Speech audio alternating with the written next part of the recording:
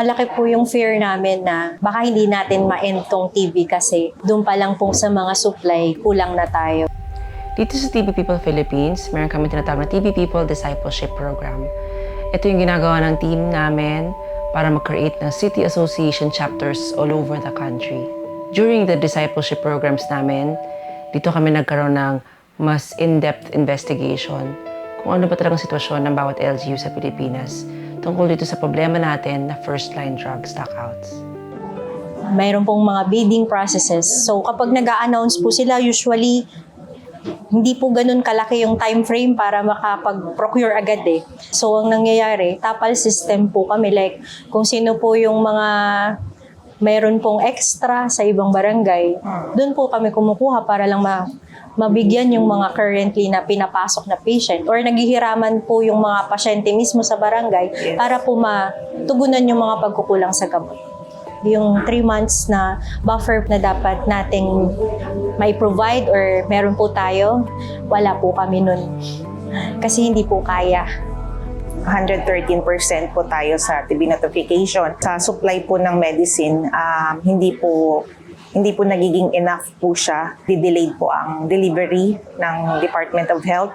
So yun po yung pananawagan din po namin na sana po magkaroon po ng regular na delivery or yun nga yung sa procurement po, no, yung sa annual operation plan na maisama po talaga yung ating mga gamot na kailangan nabigay sa mga pasyente po.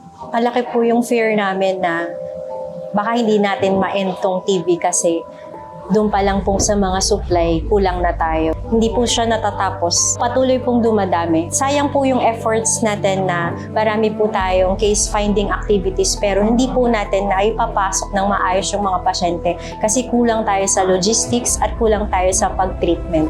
And even TPT po. Malaking bagay po yun. So sana ma-prioritize po ng national, ng regional at ng LGU po. Even ng barangay po.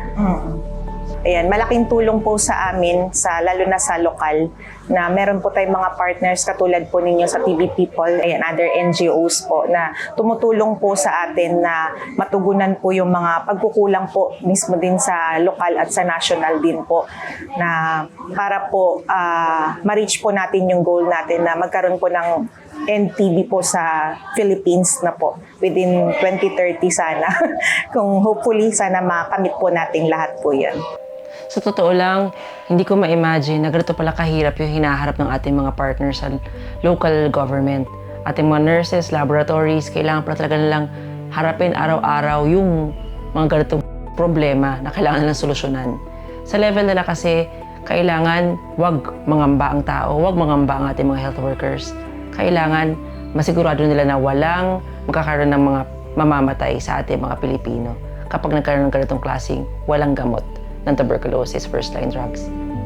Sana masolusyonan naman natin itong problema sa first-line drug stockouts para hindi naman tayo maging top 2 or top 1 na pinakamaraming may TB sa buong mundo.